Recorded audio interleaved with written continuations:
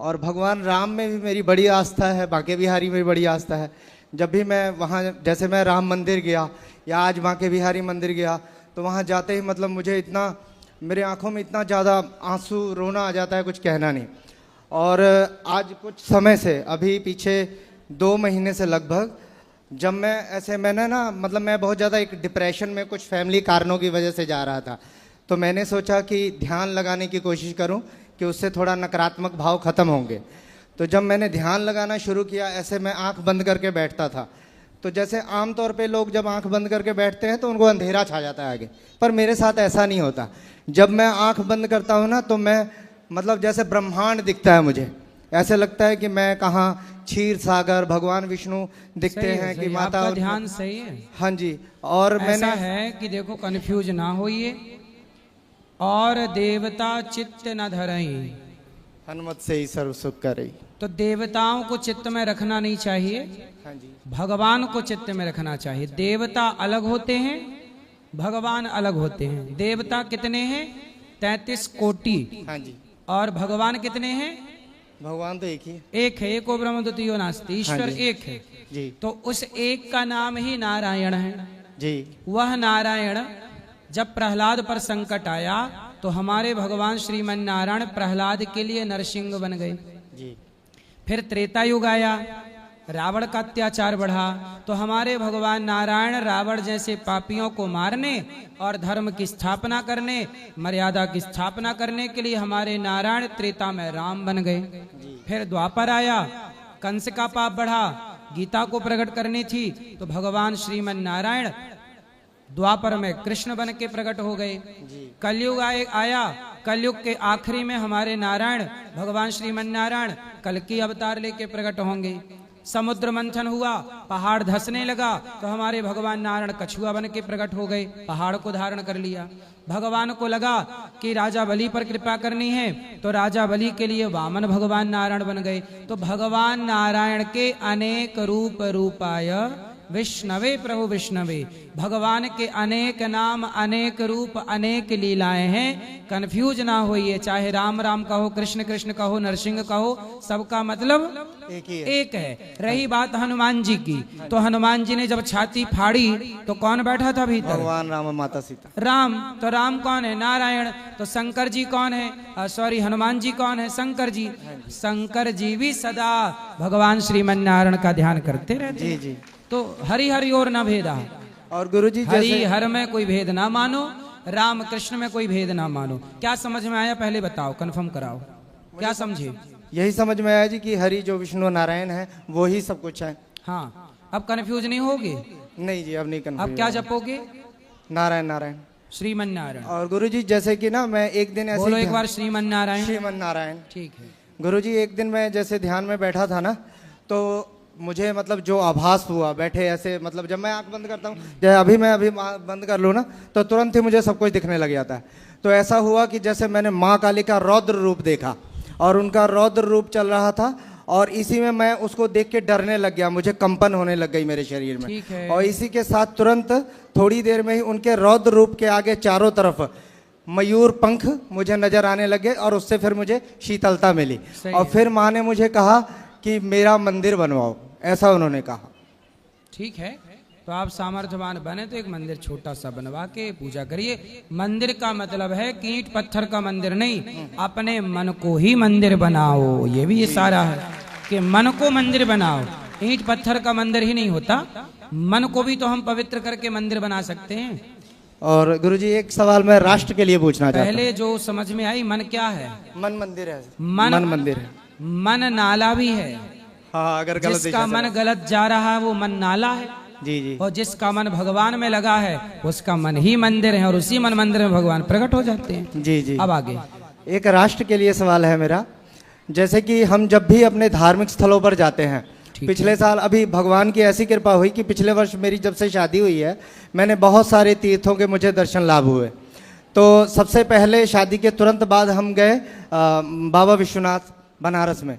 तो जब हम वहाँ पर गए तो हमने देखा, जैसे कि सुना तो हुआ था और जैसे सोशल मीडिया के द्वारा देखा भी हुआ था, कि देखा कि नीचे भवन है, भगवान का मंदिर है, ऊपर गुम्बद है वो इस्लाम का, और फिर इसके बाद जैसे राम मंदिर का तो हम सब जानते ही हैं, अभी फैसला आया और राम मंदिर भी बना।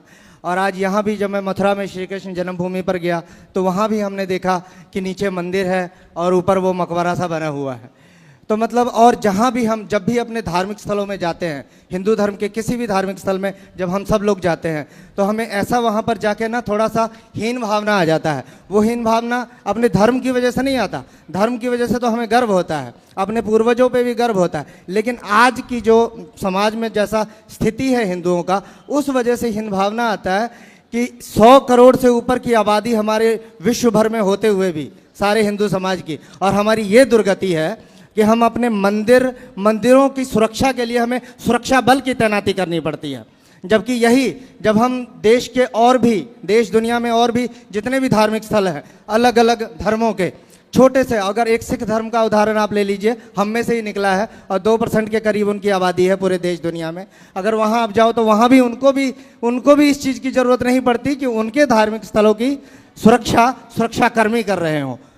वो अगर करते भी है तो उनके खुद के लोग करते हैं। लेकिन हमारी ऐसी स्थिति है, हमारे संस्कृति में ऐसी स्थिति है, हम लोग भीरू या कायर या मैं कहूँ तो नपुंसक भी कह सकता हूँ कि हम हो चुके हैं कि हमारे धार्मिक स्थलों की सुरक्षा कर्मियों से करवानी पड़ती है, और हम वो अपनी चीज़ें ही हम लेने के लिए कोर्ट से लड़ रहे हैं, 500-500 साल तक लड़ रहे हैं। ठीक है, आपकी चिंता है, पर अब क्या है, ये देश ना एक संविधान है, एक सिस्टम है, तो उसको फॉलो कर रहे हैं कि लड़ाई झगड़ा ना हो, खून ना बहे और हमारे अधिकार हमें मिल जाए, उनके अधिकार उनको मिले। जहां मंदिर है वो मंदिर की भूमि हमें मिल जाए, जो उनका है वो उन्हें मिले। तो अब शांति से काम हो रहा है। पहले तलवारों के बल पे काम हुआ, गर्दन काट काट के पहले लहू बहा बहा के मंदिर तोड़े गए और मस्जिदें बनाई गईं। अब की सरकार चाहती है कि लहू ना बहे, खून ना बहे और शांति से कोर्ट कचहरी के द्वारा ही निर्णय हो जाए। अब राम मंदिर बना, किसी का खून नहीं बहा। 500 साल तक जिस लड़ाई को सनातनी लड़ते रहे, भूमि भी आ गई, मंदिर भी बन गया। सब्र रखेंगे, सनातन अपना मजबूती से आगे बढ़ता रहेगा। तो बिना हम सनातन, यही तो सनातन की सुंदरता है कि हम जीत भी जाते हैं और खून भी नहीं बहता। जी जी।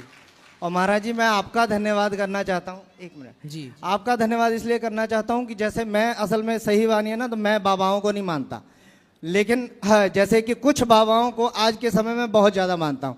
जैसे एक बागेश्वर वाले बाबा जी हैं, धीरेन्द्र शास्त्री, प्रेमानंद जी महाराज, आप भी हो उसमें, और एक ठाकुर जी, जो उनका भी पूरा नाम नहीं याद मुझे।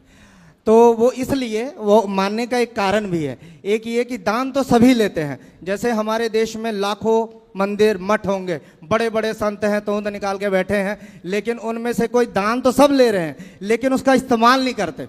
लेकिन आप जैसे कुछ संत हैं जो उनका इस्तेमाल भी कर रहे हैं। और सबसे जो बड़ी बात, आप लोग समाज को एक शिक्षा भी देते हो। जैसे अभी आपके पीछे तो बहुत सारे न्यूज़ रिपोर्टर आपके पीछे पड़ गए थे, क्योंकि आपने माताओं बहनों के लिए जो भी अच्छी बातें ही बताई थी आपने। समाज में जो भी मेरी पत्नी है, मेरे पड़ोस में जितने भी औरतें हैं, वो सब आपकी तारीफ ही कर रहे थे कि महाराज ने बहुत अच्छा किया। और मैंने देखा भी, जितने भी अच्छी औरतें थी वो सब समर्थन में ही थी आपकी। जो गंदगी थी उनके ऊपर ही कीचड़ जाके लगा, सही निशाने पे लगा आपका तीर जो भी था।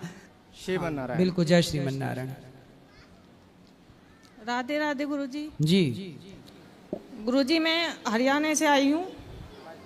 बोलो बेटा। करना लगता है और ससुराल रायसन है जी, लेकिन मेरा पति मुझे बहुत मारता है। पति मारते हैं? हाँ जी।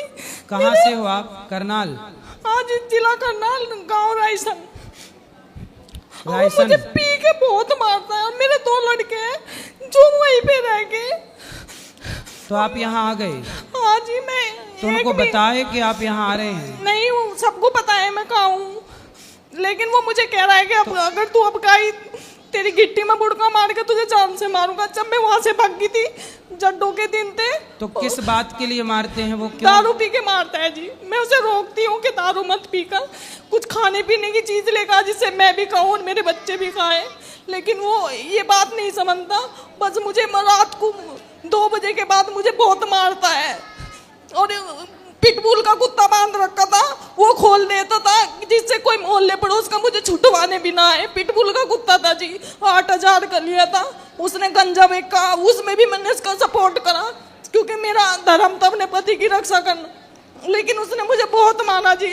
मैं जड्डों में भाग आई थी, मेरे सिर में कैंची मार रखी थी, खुन्ना खाई। और एक बामनी ने मुझे अपनी टूटी हुई चप्पल दी और मेरे पे ना कपड़े थे ना कुछ था। मैं बड़ी मुश्किल से अपने घरों आई भाग के रात तो को। उनके जो आपके सास ससुर हैं वो नहीं डांटते, उसे रोकते? उसने अपनी माँ को भी मारा, बाप तो मर गया उसका।